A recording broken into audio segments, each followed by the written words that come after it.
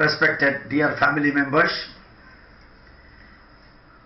about 8 points described by a writer on Tippu Sultan and the celebration of his birth date by the rulers of Karnataka state. I will just read those lines. People of Karnataka, Tamil Nadu and Kerala, who have heard from their forefathers the torture suffered by them in the hands of Tippu, do not require the leftist historians and Islamic panderers to tell how great Tippu was.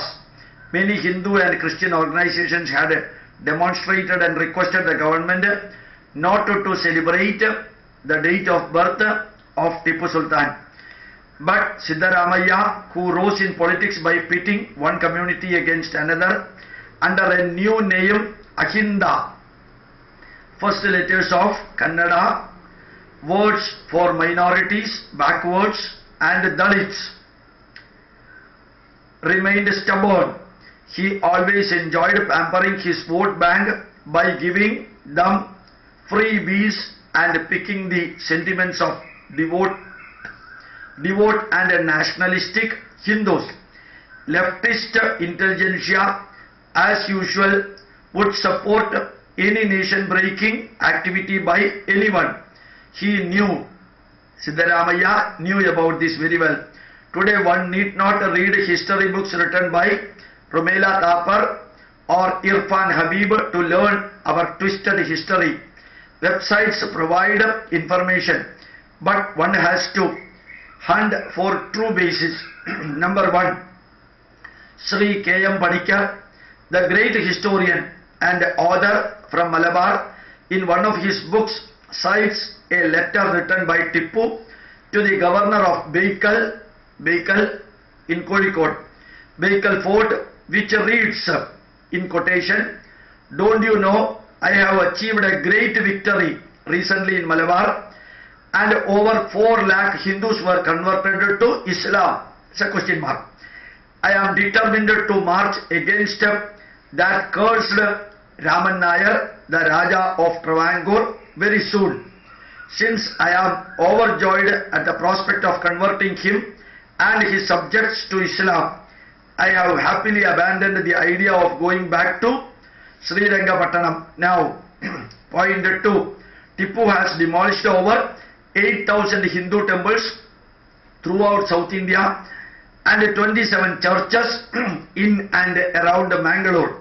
Point 3. In his book, Freedom Struggle, Panikkar narrates that the king of Chirakkal, Kannur, offered Tippu 4 lakh gold and silver coins to stop demolishing temples.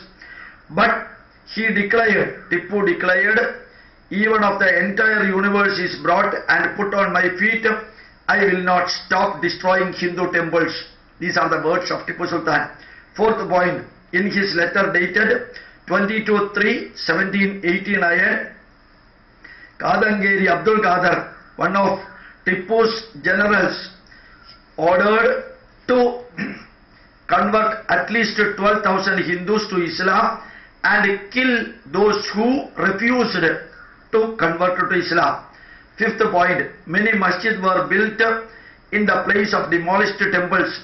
Idols of Hindu deities were broken and used as stepping stones to mosques. Some mosques in Kerala still resemble temples because they are all the temples converted into mosques. 6th point, after the capture of Mangalore in 1784, more than 5,600 Christians and thousands of their other soldiers were killed. In Kerala too, as he captured fort after fort from Nair warriors, they were slaughtered or converted on the spot by circumcisions and feeding beef. 7th point, after capture of Mangalore, some 70,000 Christians were taken prisoners and taken to Srirangapattanam by walk, which took 6 weeks, and 20,000 of the Christians died on the way. 30,000 Christians were converted to Islam.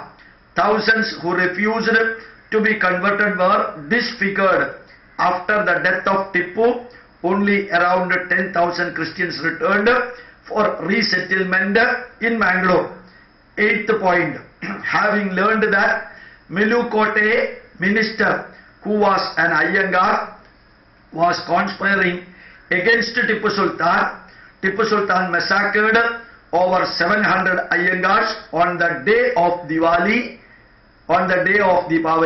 That particular day, this year November 10th on Diwali day, was celebrated as Tippu Sultan's birthday, whereas really the date of birth of Tippu Sultan was 20th November. Instead of that, the Diwali day when these 700 Iyengars were massacred, that particular day was taken as the celebration point for the birth date of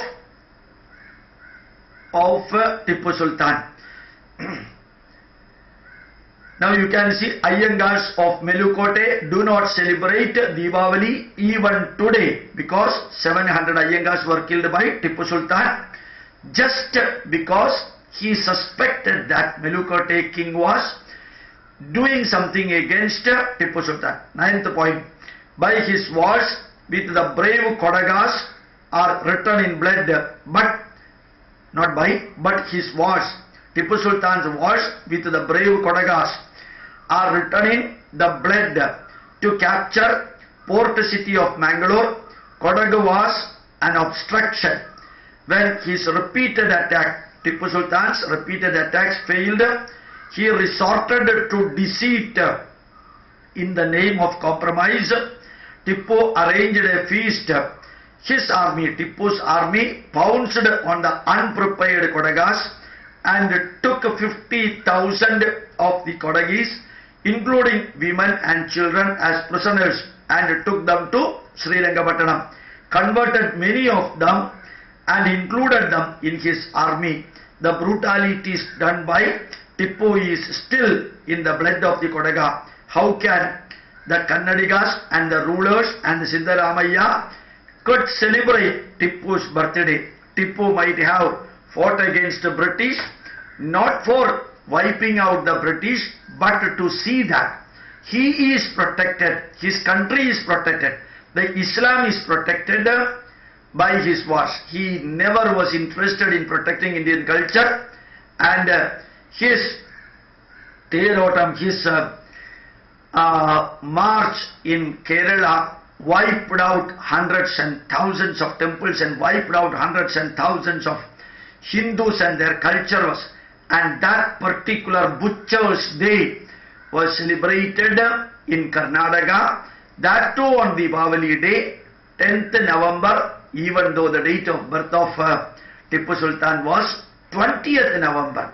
Whatever may be the date of birth, a real terrorist who killed India, who killed Indian culture, who killed Hindus and Christians, who demolished Hindu temples, who demolished Christian churches, that man's birthday was celebrated for getting the vote bank for the next election in Karnataka. The same Karnataka chief minister kept quiet when Kalburgi was killed by bullet, and the whole blame was put on the shoulders of the central ministry. And just remember what is happening, how the things are happening. Thank you very much. My pranams to you.